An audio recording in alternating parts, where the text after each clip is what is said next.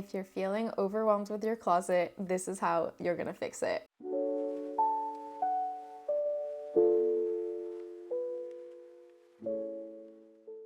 Hi everyone, welcome back to my YouTube channel, She's French, and if you're new, welcome. Thank you so much for clicking on today's video. Welcome back to my Minimalist Closet series. I forgot what my official title for this series is, but this is gonna be video number 4. In the first video, we talked about like the kind of Minimalist Closet 101. Then we talked about my favorite pieces, things that I think would be good to have.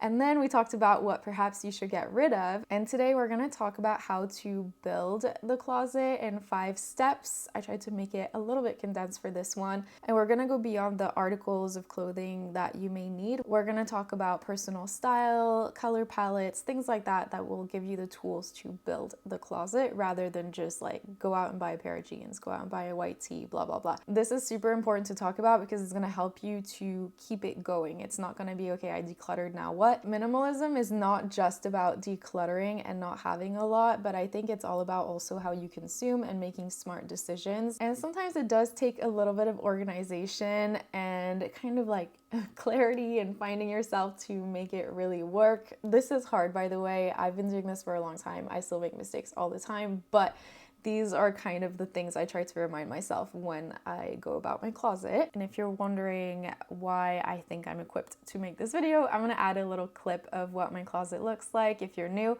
If you've been around, you know my closet, but if you're new, you'll see that I have a very curated, very, very small amount of clothing, but I love it. I never struggle to get dressed. I wasn't always like this. I've been doing this for a long time, but I did come from a place where I had a ton of clothes and I felt like I couldn't get dressed every day. You know, I would open my closet and be like, oh my God, I don't know what to wear today. I don't know what to do. I don't have that problem anymore, which sounds counterintuitive because there's not much, but I promise you, I feel the best I've ever felt. It's easy and I absolutely love it. And I want you guys to get to a place like that if you're interested in doing so. But I mean, you're here. So yeah.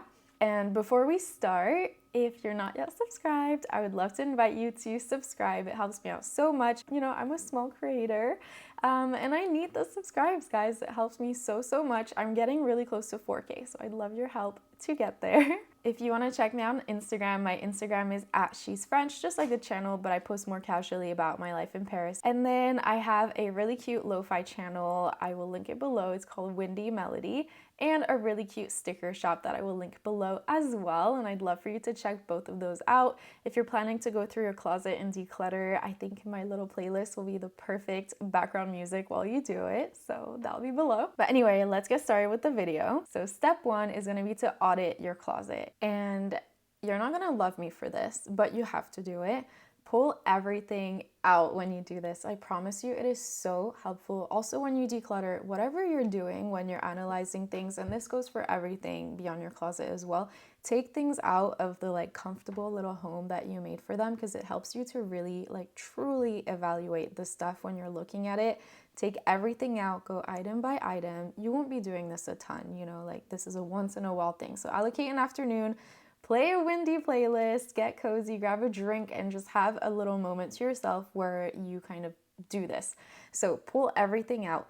Go through, maybe do a yes, no, maybe pile. Watch my video if you start to head into the declutter direction with this, number 3. That will help you with anything that's in your maybe pile. And then also use this opportunity to identify your like most worn items, the pieces that you really, really love, the pieces that make you feel confident, that make you feel put together. Maybe it's the designers that you enjoy and that like really fit your style, your vibe, what you're about. Pull those out as well and keep mental note of them, because this is important. This is where your personal style comes in, and this is super important because I really dislike the minimalism content that I see that personally, and I don't like to say this, but it's boring. Sometimes the closets are so boring, and you know, I'm not judging anyone's personal style, but you can have a minimal closet and still have style, and you can still have fun. You don't have to wear like a button-up shirt and trousers every day, and like, you know, like you can be you. There's ways to do this that are not just like the cookie cutter, like this and that. And honestly, some of those clothes, I feel like they don't match like a regular lifestyle sometimes. Like, I'm a mom, like I'm not wearing button-up shirts. You'll have seen in my video that I posted recently where I decluttered, where I had one, and I do work in an office, so I have use for it. I don't even wear it. So like, there's like a certain image of minimalism that I don't love. Like, get rid of that. Make it about you. You can be yourself and a minimalist. It's like minimalism is something that like aids your lifestyle. It's not punishment and it's not boring. If it's boring, then you're doing it wrong. I personally find it super fun. I like what it brings to my life. You know, like this is not like a sad thing. I'm not forcing myself. And yes, I do live in a small apartment, but I've had a ton of space in the past. I still was a minimalist. I'm not in minimalism jail over here, is what I'm trying to say. So perhaps after step 1, maybe you decluttered a little bit, and hopefully you especially identified the pieces that you like, and it's going to help you with step number 2, which is defining your personal style. This is harder than it sounds. It took me so long to figure out what my personal style is, and I think that it's also something that's ever changing, so I don't think that you need to force yourself to fit into like only one particular style. And like I said, like if that doesn't speak to you, that like, you know, the one, like there's like a certain style with minimalism that always comes up, you know that one. It doesn't have to be that. Like I said, like what is your style? And if it changes, it's okay.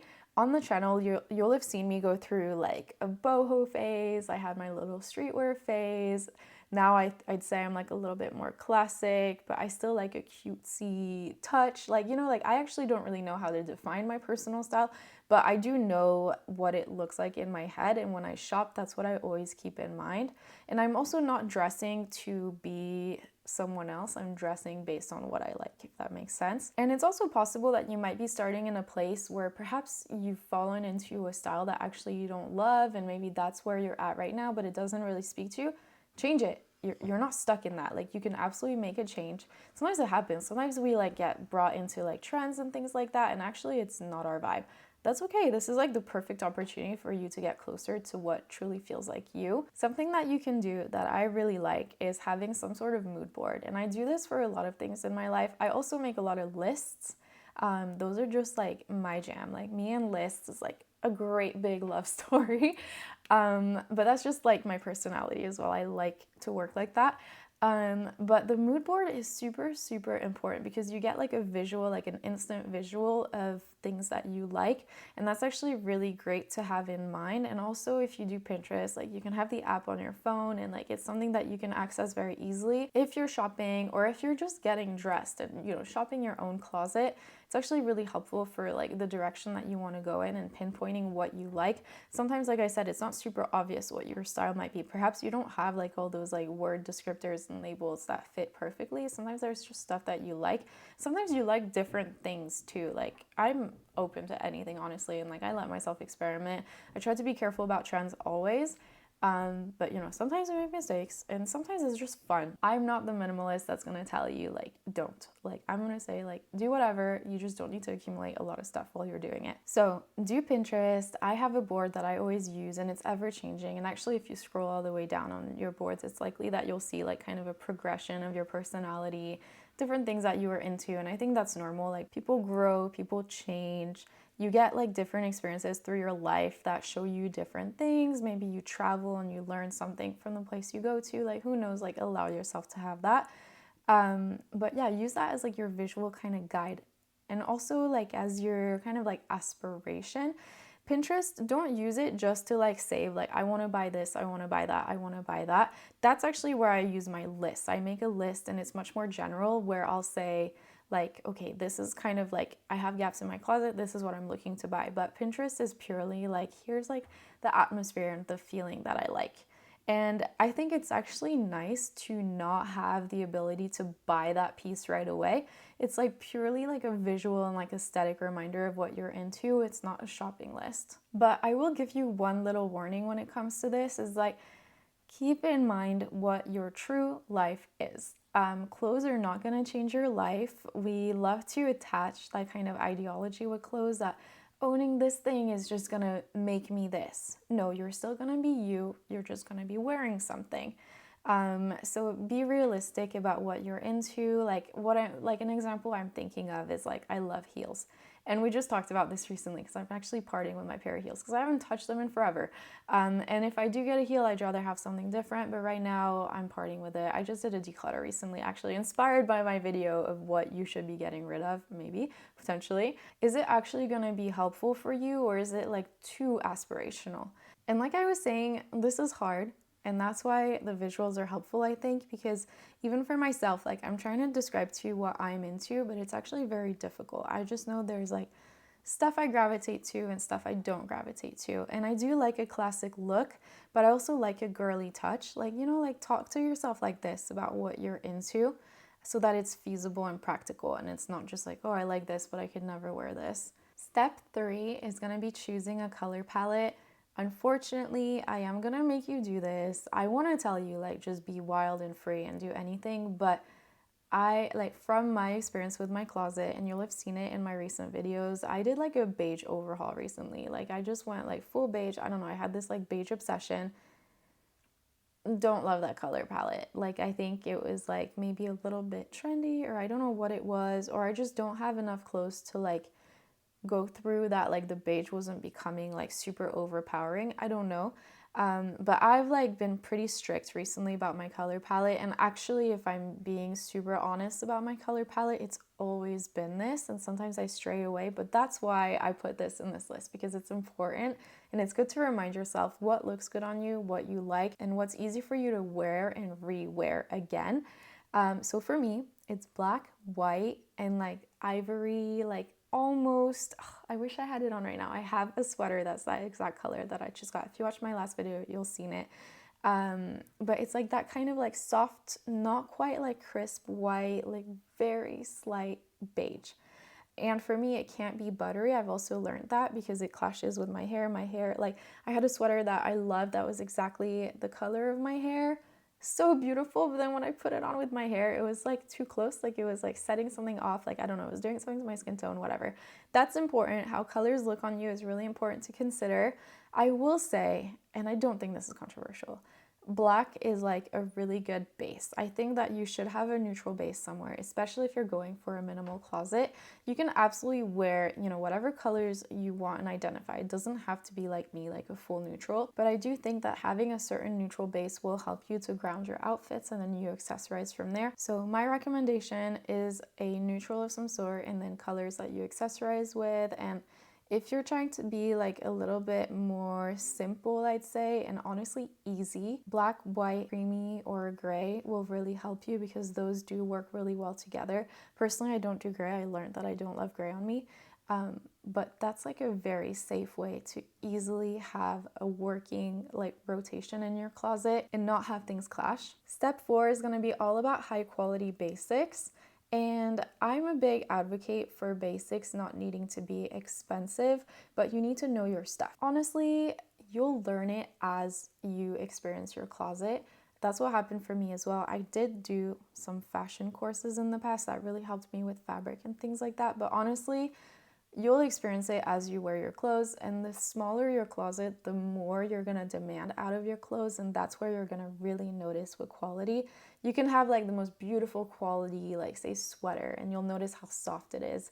But you'll notice with a sweater, the true quality is not because it's nice once in a while when you touch it between all your million sweaters. It's like, for me, I have the one. I'm thinking of one in particular. I have my black totem turtleneck. I think it's like a mix of cashmere and wool. It's like very nice, high quality, and this one was decently expensive, but it's because of the materials. I can tell that it's so good because it doesn't pill on me all crazy. It retains the shape. It's still just as soft as when I got it. I am able to wash it. I depill it once in a while, but it's not extreme. It looks as it did when I bought it, and I wear it a ton because I don't have a lot of clothes to rotate through. That's when you'll notice it, because you'll notice the flip side of that when your sweater is like literally disintegrating onto you, which has happened to me in the past with sweaters. You'll also notice with some non-natural fibers, we're gonna go there. Sometimes there's a smell. Like, you'll notice that your fabrics are less breathable. They I'll maybe retain odors. This is not lovely to talk about. I want to advise you guys on that because it does make a difference. I would advise you, if you're like thinking of buying anything, avoid polyester, avoid those, like seriously. And sometimes polyester is so expensive. Like really start to look at the fabric content of what you're buying or what you have already, and like decide based on that. Like I have blazers that are polyester from the Frankie shop that were expensive, and that's so disappointing, honestly. I'd love to phase those out into a wool blazer. Right now they're fine. I actually wear them a lot and I use them, but in the future, like I wouldn't repurchase those again, for example, even though I absolutely love the cut. Having your style is important, but then you want to be able to maintain what you have in your closet with a minimalist closet. That's super important. The clothes need to last through wear and like be able to tolerate it. Like seriously, try to also prioritize timeless. You know, like a simple base I think is really important. Personally, my tops are super simple. I mentioned wanting to get like a more like dressy top to have like that as an option, but for my everyday, what I wear is super simple and you can accessorize around that. I think that's a really good way to go about a minimalist closet. If you have too much stuff with like too much going on, you're gonna get tired of them, and then also it's gonna be hard for you to put those things together. I know that like every day in my closet I can put on like a white tee like this one or some sort of tee, throw on a blazer, cool pants, whatever, and then I'm good to go. Or cool shoes, cool bag. Like accessorize that way. Seriously, it's gonna help you so much. And speaking of this is one of my favorite brands and I will always recommend it. It's Brandy Melville. The price point is so good. The price point hasn't changed that much since I was pretty young. Like I used to buy Brandy Melville like when I was in college and high school. It's still about the same price, which I can't say for really any other brand that I'm familiar with out there. Things have gotten so expensive. This is 100% cotton. I wash this all the time. It comes out like new every time. Super breathable, it's comfortable, and also the cuts are really, really nice at Brandy Melville. I find them really flattering. The only, and like actually the big negative downside of Brandy Melville is that their sizing is not super inclusive. I think it's getting a bit better. I'm starting to see tags that are actually sizes. In the past, it was like a one size fits all, which is not great. But I do think if Brandy Melville works for you, it's a really great place to go. Last but not least, we're heading into number 5 because I told you we're going to do 5 points for this video. So it's going to be shop with intention. If you do shop, and let's be honest, it's likely you're going to shop again. Personally, I do. I'm not on the minimalism where like I've like stopped buying. I really, like, don't get me wrong, I really do try to not buy too much and I try to buy for life the best I can. And I also really try to buy for my routine. I had like a little experimentation phase and I don't fault myself for any of this. Like I really, like I'm only a person, like I allow myself to live too. Otherwise you'll drive yourself crazy, seriously. Especially in like the world we live in, it's hard to avoid it. But yeah, I try, like, especially now I'm simplifying currently and trying to like really get back to my routines. But for the most part, I don't stray too far from my routines. And it means that you shop a little bit less. And with having a routine, it also means that you know exactly what you're missing and you're less likely to buy on impulse. Allow yourself to grow into the person that you are.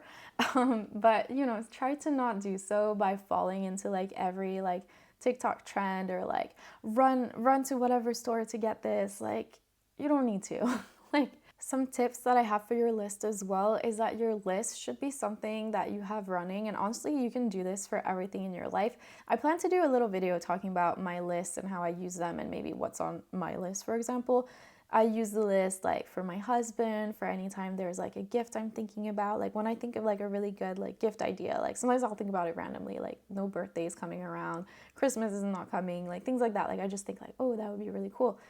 I put it on my list and then I like have like little things to choose from, which is so nice. I do that for my son as well. Like whenever I see anyone like mention something or like kind of like show an interest in something, like I'll write it down and like keep it to like in my little list so I can refer back to it later and have like something that I'll really enjoy. I love gift giving, by the way. I have a list for like things I might need around the house. Sometimes it's boring, like I told you in the other video, like a vacuum has been on my list. Like actually, like I think your like basic essentials are really something that you should try to like nail because it changes your like everyday routine. Like I'm all about simplifying my everyday routine. So yeah, a good vacuum has been on my list. And when I say shopping list, I'm not saying like, okay, you write your list and then the next day you go shopping and you buy everything on there. keep the list going long term. Like, I think it's just like a habit to get into. It's gonna help you with, oh, perhaps this wasn't like a necessity or an essential, and actually maybe it was trendy, or like maybe like whatever this is, I don't need it anymore. Like, it really helps you to like be really intentional with your shopping, because a lot of the times I'll remove stuff from my list rather than buying it. Like, I'll just be like, oh, I don't need that. Like, actually, I really don't need that. And also, I find that having that list lets you like give yourself time to search for the perfect thing, rather than just like, oh, I like this, add it to the cart. Oh, I like this, add it to the cart. Like, I don't go shopping. Like, I don't really like go browsing.